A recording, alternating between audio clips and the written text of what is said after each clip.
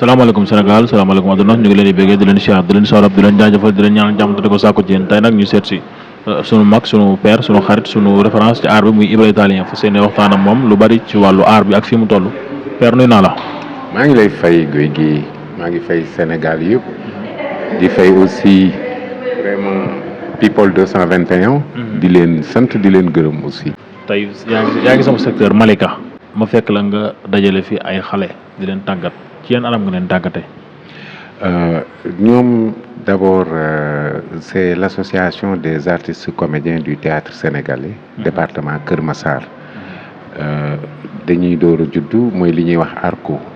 lii mooy ARCO Kër Massar. bi ñu créé ARCO Kër Massar aussi ñu yëkkati ko teg ko ci sama loxo en tant que président et tous les membres du bureau.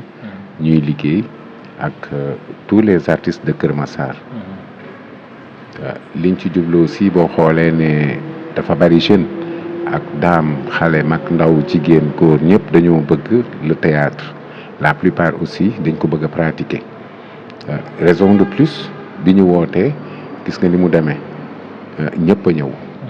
boo xoolee lu toll ni Kër Massar qui regorge presque 63 troupes théâtrales ci département bi yëpp 63 départements troupes théâtrales yooyu ñun sax dañu commencé rek di def recensement mais ça reste encore d'autres troupes yoo xam ne ñu ngi ñëw di inscrire mais actuellement am nañ 63 troupes théâtrales 63 théâtrales yooyu yëpp boo ci gis mu ngi regorger presque ay 60 et quelques personnes ñun ñëpp qui dépendent de ARCO Kër Massar qui sont donc sur mon dos ñooñu donc la ñu regroupé di leen defal ay formation d'abord parce que foofu la ñu njëkk a xool former d'abord les jeunes moo tax ñu ubbi école bi commencé di former di remercier de passage monsieur le préfet le chef du département les maires di remercier aussi la directrice du CEDEPS parce que ñooñu ñëpp dañ ñoo yaatalal vraiment jël ARCO bi def ko seen ARCO dëkkal ko yore ko vraiment niñ ko war a yore kon loolu tam dafa am solo moo tax tey tous les jeunes se regroupent ici chaque jour am nañu beneen équipe buy ñëw y a toujours des classes chaque jour y a 3 classes qui travaillent donc tey gis nga bi ngeen ñëwee classe bi ngeen fi fekk lii moo waral formation bi ñu ubbi pour les jeunes et ceux qui aiment le théâtre te dëkk département Kër Massar. kon tey mën naa jàngee ni ça veut dire théâtre nekkul ni da ngay solo rek ñëw dem wax mais li ma gis fii que ni aar la dañ koy jàng am na ay sport am na ay échauffement et tout ça. oui vous savez loo gis ci àdduna rek dafa laaj formation. bi ñu jiitalee formation bi boo xoolee même autorité yëpp seen gis-gis loolu la woon te ñun tam duñ def lu dul topp les injonctions de ce que veulent suñu département li mu bëgg ak li mu laaj formation lañ demandé d'abord nit ki boo ko formé wul bëgg ko yóbbu ci yenn plateau yu mag yi du sotti te boo xoolee département yi nekk ci Sénégal yëpp am nañ ARCO ba barki démb li may féliciter ARCO Thiès def nañ fa week-end bi manifestation bu am solo boo xam ne bi dundalaat na culture Thiès de toutes ses formes loolu day liggéeyu ARCO la kon tey ji bu ñu demee ba dajale vraiment tout le monde arriver à avoir ça dafay lu am solo am gëneel théâtre aussi li nga ci wax moo ci nekk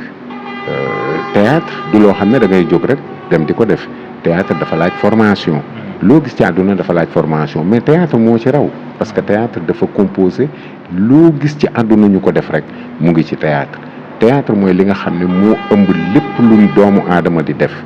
moo tax gisoo même ñenn ñi dañuy dem ba naan théâtre ak cinéma est-ce que ñoo bokk effectivement bokkuñu parce que boo xoolee théâtre lépp loo ci gis mun na nekk tandis qu'au cinéma loo gis ci cinéma rek bul ko jéem parce que c'est du cinéma ci cinéma la am nga gis ku ñëw tëb xeex ak 1000 personnes rey leen ñoom ñëpp ci cinéma la am mais au théâtre loo ci gis c'est une réalité absolue boo xam ne lu mën a ne la fii la uteeg cinéma kon loolu dafa laaj formation dafa laaj jàng dafa laaj xam moo tax ñun tam ñu jël les jeunes ceux qui aiment ubbi école bi di leen former depuis 6 mois fi mu nekk nii école baa ngi former. kon kon tey ban message ngay lancé maison production yi nga xamante ne majeure partie ñoom ñuy jël ci série yi mooy ñi nga xam ne dañuy nekk ci TikTok bi ñu leen di follow boo xoolee léegi daanaka ñooñu rek ñooy nekk ci série yi nga xam ni mën nañu tuddoon ni moom la sénégalais yi gën di follow quoi. xam nga problème bi am mooy boo gisee sax artistes yi am lu leen métti tuuti mooy ñoom dañuy def seeni formation ba pare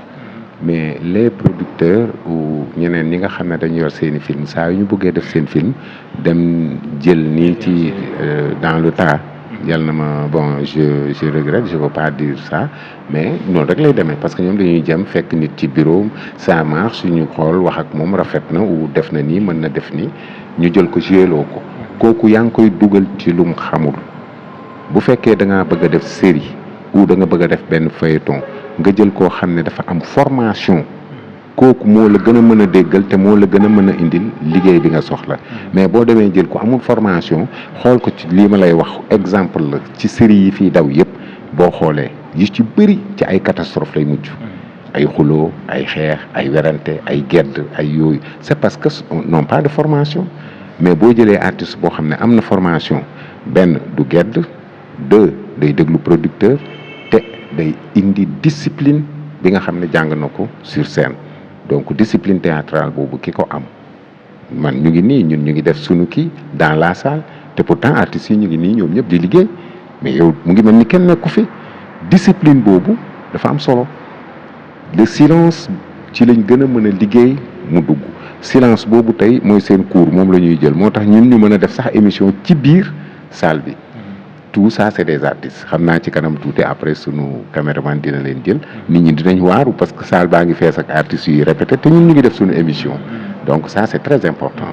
à propos de théâtre yooyu noonu damay njëkkee ci sa rôle ci Ibra Italien mu doon rôle boo xamante ni ñun bi ñu nekk xale daanaka ci lañ tombé série bi mais ba tey série bi ça existe. waaw dafa am loo xam ne dafa am ci théâtre góor gi d'ailleurs lépp lu doomu aadama di def te def ko ak pasteef def ko ak xam-xam def ko ak connaissance maanaam expérience dafay jàll nit kiy def lu mu xamul wala di def lu mu mënul mooy dikkee neneen nu ne bari na film yoo xam ne yii boo ko seetaanee booy jógee fi nga ko doon seetaanee nga koy fàtte loolu dafa am lu koy indi manque de formation day jur loolu tu as un scénario ne veut pas dire que scénario la tu as l'histoire rek que mën nga ko defar scénario déedéet scénario dafa am moom ci boppam nuñ koy defee nuñ koy binde pour mën koo jouer avant nga koy tourner di nga ko dépouiller un scénario doo jël rek histoire dans la tête ñoo toog artistes yi toog nga leen bon acca yow toogal fii kii toogal fii yow waxal lii yow tontu ko lii tu n'apporteras rien parce que sénégalais non seulement dafa bëgg théâtre mais dafa xam théâtre man su may jouer damay tiit parce que ki toog di la seetaan te théâtre moo la gën a xam théâtre erreur boo ci def mën na la koo corriger kon liggéey boobu jafe na kon kuy def théâtre ku nekk li gën mooy nga def formation xam plateau bi xam fi ngay teg sa tànk y a 3 choses qu'il faut pas manquer il faut nga mën a corriger sa langage sa waxin il faut li ngay wax mu mën di coordonner ak gesticulation bi ngay def gesticulation boobu ak parole bi il faut mu coordonner ak lii le cerveau ce que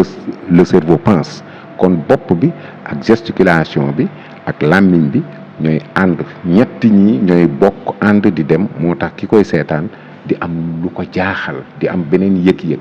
mais ñett yi bu ci benn manqué rek day manqué ci kiy seetaan. tey série boobu noonu ñu gis ci tamit nga am ci complicité ak Ndeye Khady muy sunu maman ngir ñaar da nga ñu nekkoon ay xarit bien avant que série bi wala série boobu moo leen boole parce que dama ci gis complicité bi ma xaw a jaaxal. vous savez daaray Kocc ni Cheikh Tidiane Diop doon liggéeyee moo yéeme c'est dommage que kenn doonu ko loolu dafa nekk lu ma naqari parce que Cheikh Tidiane Diop amoon na loo xam ne lii ci Sénégal doy na waar il savait faire un casting mooy yor film en général quand le casting est bon le film est bon Mbaye Soppe daf koy faral di wax toujours may fàttalikuwaale sax ne dans 2 semaines dinañ dem festivalu Mbaye Soppe muy lu am solo foofu itam ma fay woo vraiment tous les artistes ak képp koo xam ne soppey théâtre nga na nga fa dem kon di wax na rek lépp loo xam ne dañ koy def di ko jouer dafa laaj jàng dafa laaj xam pour mën ko def. ba tey damay des ci série boobu noonu ñu gis man ba série boobu noonu dafa doon loo xam ne man dafa ma touché bi ma annoncé ni yow laay seet ñu bëri dañu insisté ci série boobu noonu ñu gis d'après série bi fan yële temps yële passé pendant def na ay at ñëpp fàtte woon ñenn ñi xawoon na fàtte woon Ndeye Khady ak feebar bi mu nekkoon. nga jug déplacé wu dem seeti ko mu doon image boo xam ni c'est très touchant. waaw dama koy njëkk a ñaanal wér. ak jàmm ndax nit ku mel ni Ndeye Khady bu weesoo film bi neex naa bëgg. ndax rafet na bëgg na jàmm te tubaar fa kàllu ku mën a dalal nit la. ku accueillante la te laabiir na li ma gën a neex ci moom aussi ku gëm yàlla la loolu dafa Ndeye Khady dafay ku gëm yàlla koo xam ne boo toogee ak moom tuuti rek di nga xam ne kii yàlla kese ne ci moom. donc kon bu demee ba am fu mu toll ma dem pour jël ko soxna yoon la. waaw lànk gim lànkit yoon la. waaw lànk bu njëkk gi sax laay wax yoon la. waaye biñ demee ba ci biir tam delsi nañu waxtaanaat waaw diisoo waaw ba ñu ngi jéem a seet nan la ñuy def. ba jël ko soxna. waaw loolu de maa ko njëkk am fii. exclusivité loolu moom exclusivité. waaw sëyu Ndeye Khady ak Ibrahima Italien maa ko njëkk am mu doon loo xamante ni tey damay ñaan yàlla na ko suñu borom dogal. parce que doon na loo xam ne tey gëm naa ne bu ko yàlla dogalee dina doon sëy boo xamante ni. non xam naa ne loolu. mariage boobu Sorano lañ koy. non pale non loolu maanaam tey. normalement tey ça veut dire mariage boobu dafa doon loo xamante ni nu ma la maanaam bu doon lam may dañ cee mbapat ba tey mu agsi fii day doon loo xam ne lu neex sénégalais lay doon. waaw je me demande souvent pourquoi l'action sociale ou même la première dame. am na acte yoo xam ne yi bu ko déggee mais war naa jóg dox ci. mais bu déggee lii day ñëw. parce que première dame na xam ne ba tey laa gën a bëgg Ndeye Khady te bàyyiwuma. kon na waxtaan ak Ndeye Khady jigéen la ni moom. na waxtaan ak moom. kon première dame sërëm la bëgg na mu appuyé la ci yow nga jël. bëgg Ndeye Khady la parce que feebaru Ndeye Khady bi lu ne def na ko ci. ay première dame yóbbu na ko Maroc yóbbu ko partout vraiment dimbale ko bu baax a baax te du Ndeye Khady rek parce que loolu artiste yëpp la koy defal ñëpp la koy defal waaye bii moom. na jënd guro yóbbul ko Ndeye Khady. pour mu doon sa soxna. waaw d'accord tey damay ñëw ci théâtre démb ak théâtre tey lan mooy différent bi. waaw daanaka amul différence. théâtre benn la du changer dafay nekk rek ñu continuer doon ko defee niñ koy defee ou ñu bàyyi koo defee nañ ko daan defee waaye théâtre moom du jóg fa mu war a ne. dafa am loo xam ne dafa am ci Sénégal dañoo dem ba gis ne théâtre bi. war nañ ko jaay à l'extérieur. te effectivement c'est très logique. mais boo ko bëggee jaay extérieur. bul copier. mais bu fekkee da ngaa wàcc sa cosaan copier comme Télénova Cheikh yooyu. en fin de compte tu n'apporteras rien. parce que bu théâtre du oto bu rafet kër gu rafet sol bu rafet dagg fii ubbi fii génne ay fant. wane yenn yeex yooyu théâtre d'ailleurs melul noonu. parce que au théâtre su fekkee ne tey jii da ngay gis góor ak jigéen ñu couplé ànd ñëw ba ubbi kër gi ubbi dugg ci buntu néeg bi dugg tëju théâtre foofu la yem la xew ca biir théâtre du fa dugg bu ñuy génn ñoom ñaar boo xoolee seeni kanam bu dee am nga xel di nga xam li xewoon ci biir loolooy théâtre théâtre kon day bàyyi ñaar ñu dugg ñu tëj buntu bi un instant ñaar ñooñu bu ñu génnee le couple bu ñu génnaatee mer di nga xam li xewoon ci biir bu ñu génnee di ree di kontaan di nga xam mais xelay dem ci biir mais du caméra muy dugg ci biir xel a fay dem c'est ça le théâtre mu mel ni li fi nga wax noonu sax yaa ngi souligner benn point boo xamante ni tey am benn rôle boo xamante ni mosoon nañ la ko proposer ci ay affaire théâtre nga rejeté ko te ñu gis ni jamono jii nii ñu ci bari rôle yooyu noonu nga rejeté woon ñu fay la ci ay millions moom la ñuy chercher pour bëgg a yokk seen visibilité. waaw xam nga nag bu li ñuy wax bu mbul bañee làmbaay nangu ci Sénégal la léeg-léeg même yeneen réew yi sax dafay am duñ na Sénégal rek mais bu dara xewee bu fekkee lu mel ni loolu la parce que ñële liñ def man loolu bettu ma parce que c'était pas la première fois d'ailleurs waaw may gis ya am na yeneen ak yeneen yoo xam ne yii sax doo ko nettali parce que dafay yéeme ba da nga naan non c'est pas possible mais xaalis bi ñu yëkkati pour jox ma ko scénario bi ñu ma bëggoon séeloo scénario bi sama jabar moo may jiite julli waaw dana am 3 jours yoo xam ne moom moo ma koy jiite julli mu ngi ci scénario bi njuumte yi tax mu di ma jiite julli yëpp mu ngi ci scénario bi bon moom moo ma gën a farlu peut-être moom mooy njëkk a jàpp moom et cetera mais yooyu yëpp ay facteurs la yoo xam ne ñoom ci li ñu wax moom lañ bëgg a génnee mais man li ma bañee scénario bi mooy sama jabar di ma jiite julli alors que ñoom nag xaalis lañ gisoon xaalis bi lañ defe ne mais man du xaalis moom mooy dox xaalis du tax nga tooñ diine islam parce que diine islam dañoo judd fekk ñoom maam gëm ko liggéey ci def ci lu kenn defut ñun dañoo ñëw fekk sax ñu def lépp dañ cee topp rek di jàngaat ak di firi waaye fa mu nettee maam yi ñoo ko fekkee kon ñun tey duñ ñëw di yàq alquran di yàq diine islam duñ ko def duñ ñëw di def ci diine islam lu ci bokkul am na nag ñoo xam ne ñii fay nañ leen fi sa xaalis ñu def fi ay film yoo xam ne wane fi sëriñ bu doy waar wane fi taalibe yu doy waar wane fi yu ñaaw te loolu sëriñ si ak taalibe daara yeeg ñëpp la métti te fii la jàllee ci télé bi xaalis moo ko waral foofu li ma bëgg a wax mooy l'exemple de sëñ Abdou Samad Mbacké parce que sëñ Abdou Samad Mbacké moom daf ko seetaan mu métti ko mu woo lu ma Touba bi ma demee Touba mu ne ma lii laa bëgg nga bind ko lii laa bëgg nga def lii laa bëgg nga def d'ailleurs dans 2 semaines film boobu dañ ko war a commencer réaliser dans 2 semaines te loolu pour jéem a seet nan la ñuy génnee ba nga xam ne la ñuy ñaawal ñii dinañ ko mën a rafetal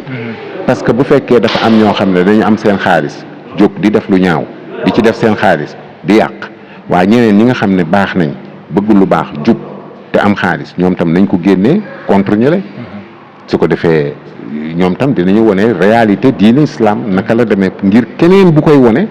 dinañu gis ne effectivement leekee wone woon du loolu lii mooy dëgg gi ci biir loolu la may wax ak artistes yi mooy chaque fois booy wone ku bon na nga wone ku baax ci wetam booy wone imam bu bon da ngay wone imam bu baax ci wetam vrai imam su ko defee nit ñi ci li ñuy gën a yeewu mais boo ñëwee rek won ñu benn imam bu bon rek am na ku koy gis defe ne imam yëpp nii la ñu mel loolu du jàngale donc loolu tam ma attiré ci attention nit ñi les artistes mes amis artistes ñu bàyyi ci xel di profité di nuyuwaale Saneex parce que moom tam jàmbaar la ci film sëñ Abdou Samad Mbacké bi mu ngi ma ciy jàppale bu baax a baax ñu ngi ciy liggéey lu am solo moom Saneex maa ngi koy remercier bu baax tey damay souligner benn série muy infidèle mosoon nañ ci waxtaan man ak yow nga am la ma ci waxoon mais la ma ci waxoon ba tey dafa mel ni dafa doon benn écran bu may seetaan nii mu doon série boo xamante ni tey majeure partie ci sénégalais yi ñu ngi koy ñaawlu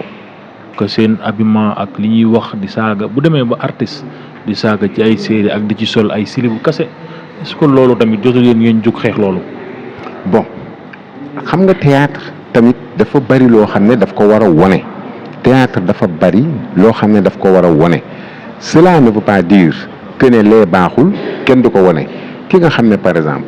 dafa ñëw wone lu mel ni loolu am na lu tax mu wone ko ku comprendre scénario bi comprendre film bi dina ko suivre même man au début dama toogoon ba mu yàgg ma ne non c'est pas possible moi j'étais contre au début ci yeneen yi fi doon njëkk a daw ak ay affaires yooyu ba ci infidèle bañ ciy waxtaan daaw jéeg la je ne sais pas dama delluwaat continuer pourtant di suivre infidèle di ko continuer suivre mais bi ma demee ba vers la fin laa gis pourquoi ñu njëkkoon a wone lee donc mu ngi ci yoon lu bees la lu ñëw les nouvelles séries là yu bees la ñëw mais dafa am lapsus bi ci nekk mooy gis nga lu rafet moom la sénégalais moom lañ xam nañ yee di nga gis koo xam ne dafay ñëw taxaw ñun ñii tourné xam nañ ne kii summiwul tubéyam mais ka koy seetaan danaan kii dafa summi tubéyam donc y a ces jeux qu'il faut contrôler aussi donc looy won nit ki itam na nga ko ca jàngalaale donte di sumi tubéy ca sumi tubéy ba na am njàngale mais pas comme ça pour le plaisir de voir ça parce que c'est pas beau taatu rafetul taatu rafetoon du nekk ci biti ci biir la dëkk ci biir la war a ne kon jimbax du lu naan fàng ci écran ñu di ko xool ñëpp di ko gis rafetul te la plupart jeunes artistes yu jigéen yi surtout buñ ko defee mais dafa am lu ñu fàtte am na ay maires yu fi nekk yoo xam ne yii ñenn ñi souffrir nañ ko ba faatu ci image yoo xam ne yi dañ koo génne woon seeni image am na ci ñoo xam ne dañoo dawaat continuer waat di rechercher les images là y a une dame bu ma tuddoon turam Sénégal yëpp xam nañ ko xam jëkkëram a ko gën a siiw mais moom enfin du woon jëkkëram la mais divorcé nañ il y a longtemps mu amoon ak moom benn doom boobu dem ba mag doom bi était aux États-Unis même yaay ji était aux États-Unis aussi mais doom ji dafa mujj bi mu gisee affaire boobu dafa mujj di reconquérir encore le marché pour revoir film boobu fan la war a des ci àdduna pour mu récupérer mère bi te mère bi pourtant dafay wàcc lal bi jéggi jëkkër ji mais sër bi kii bi ni mu ubbeekoo alors que c'est pas tu vois tout alors que c'était un peu ça te yaayam la vous voyez donc kenn bëggul gis sa yaay mu dénué sur à l'écran loolu moom moo indi problème bi donc loolu dafa metti kon jigéen ñi bu ñuy jouer nañ def attention xam ne seeni cër wala am na acte yoo xam ne boo ko defee du deñ day continuer parce que bobine la te day continuer loolu moom moo nekk foofu. tey damay ñëw ci sa wàllu carrière du ñàkk loo xamante ni des fois nga toog ci sa carrière nga xalaat ko mu metti la nga koy regretter tey soo ma ci doon indil exemple ban exemple nga ma ci jox. vous savez dafa am loo xam ne neexul ci àdduna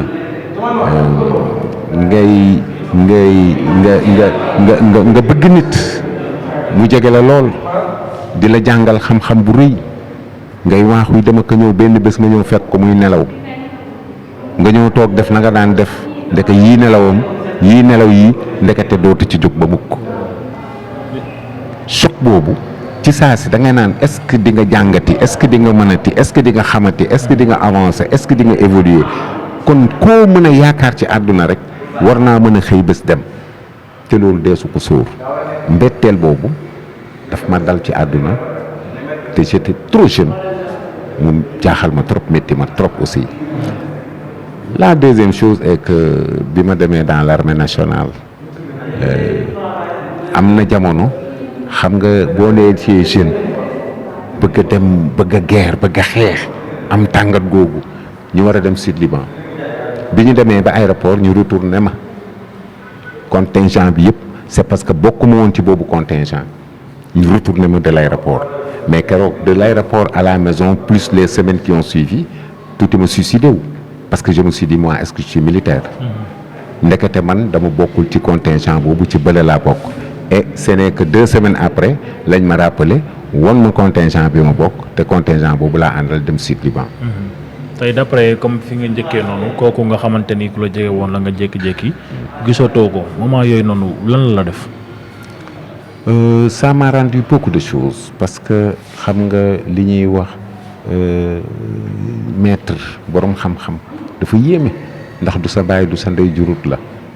waaye mën a def ci yow loo xam ne lii kenn du ko def ci àdduna li ko koy defloo it mooy dañ naan kiy jàng taalibe maanaam day doon taalibe tigi te man bu may jàng dara dama cay doon taalibe tigi taalibe googu ma doonoon ci moom dafa dem ba moom ci boppam daf ko yéemoon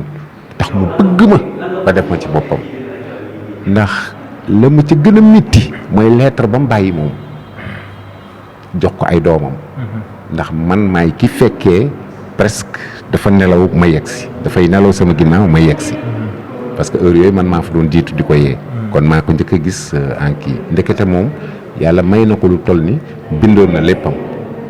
famille am doomam yi bi ñu génnee lettre boobu daf ma jooyloo parce que man tam xaw moon ne moom man toll naa ko foofu voilà donc c'était vraiment triste waaye triste et dramatique c'est une histoire boo xam ne bu ma koy nettali léeg-léeg daf may yóbbuwaat fu sore waaye fu sori sax mais loolu yëpp yàlla moom bu la bëggee may xam-xam fu ne la lay jaarale circonstance bu nekk la lay tegal c'était peut-être aujourd'hui pour ma def ma le président de Kër Massar peut-être kon loolu lay doon mais tey vraiment maa ngi koy sant di ko gërëm ba léegi di ko ñaanal parce que chaque fois damay dem rue 25 di ko ñaanal. tey dañuy def deuxième partie bi rek mooy ànd ak yow nga xool équipe bi. ñu xool gars yi yan rôle ak yan séquence ngay joué ak ñoom. sa mot de la fin ci sama diggante ak yow après dañu des ñu bàyyi ko régie bi. waaw xam nga toujours est-il que People 221 dafa nekk loo xam ne dama ciy sant parce que day bari loo xam ne day réer askan wi. mais People 221 dina dugg fépp indil askan bi liñ soxla. te loolu la ñuy xaar toujours dans les médias. loolu dafa am solo loolu tam maa ngi leen ciy remercier bu baax a baax chaque fois vous êtes dans le terrain vous êtes à la recherche à la quête des choses yéen du yéenay indi yi nga xam ne day jaxasem réew. yéen taalu leen réew. yéen da ngeen di indi toujours luy jëriñ réew. te loolu moo am solo. loolu lañ leen di doyee te loolu ci ngeen nekk. moo tax vraiment c'est une fierté ma di leen gis di la gisaat surtout yow góor gi chaque fois saa yu ma la gisee sama xol bi dafay sedd guy vraiment ndax acteur de développement dëgg nga acteur de développement nga mënoon nga jël sa caméra jël sa matériel jël sa studio yëpp dem feneen def yeneen génnee leneen mais non yow yaa ngi suivre toujours lan la askan wi soxla te gisu ko nga dem di leen ko génneel di leen ko indil looloo moo tax vraiment vous êtes je vous souhaite un chemin un parcours bien. ndeysaan ñu am mbégte ak contentement loolu di ko dalal fii ci sunu kër mu doon sunu père télé bi moom télé banlieue bi la dinañ ànd ak moom fépp foo xam ne argo yi ñu ngi fa rek dinañ ànd ak moom di waajal programme Ibrahima Mbaye soppe boobu sama xarit sama lonko di ko ñaanal yàlla defal ko jàmm ñu fekke waa ak jàmm salaam kon xam naa lañ lay bàyyi nga ànd ak équipe bi rek ñu jël. waaw comme ça ñu dugg xool classe bi ñu fi nekk waaw classe bi on va voir. jógal taxaw par exemple. fexeel ma mu jooy dama bëgg mu jooy vous allez voir le théâtre pur et dur ki jàng théâtre xam ko mën ko di ngeen gis tout de suite le metteur en scène est là te dama bëgg tout de suite mu wax ak moom mu jooy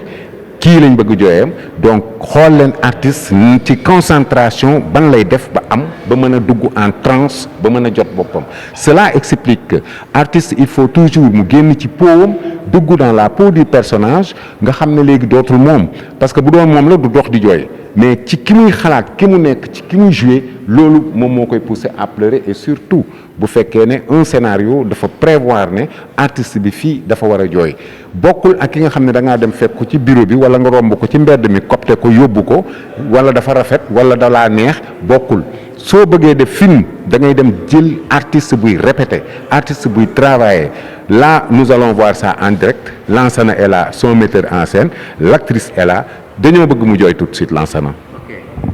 wàcc nga liggéey ñëw fekk situation wàcc nga liggéey ñëw nga liggéey nga wàcc ñëw fekk sa papa sedd guy te yow moom rek nga dese léegi nag situation boobu laa bëgg nga développe ma ko selon ko yow individuellement dégg nga da ngay déparé ne ñëw ñu xool ndax loolu nañ ko mën a am tout de suite voilà.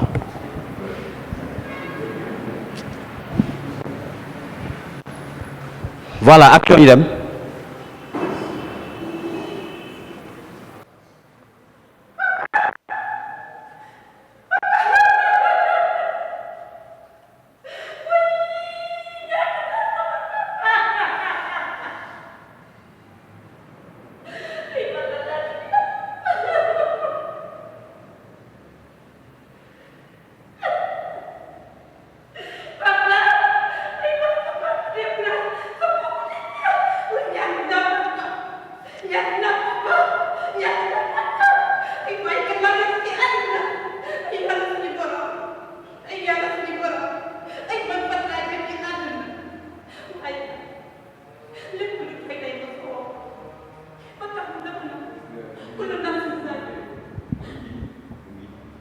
lii c'est tout à fait naturel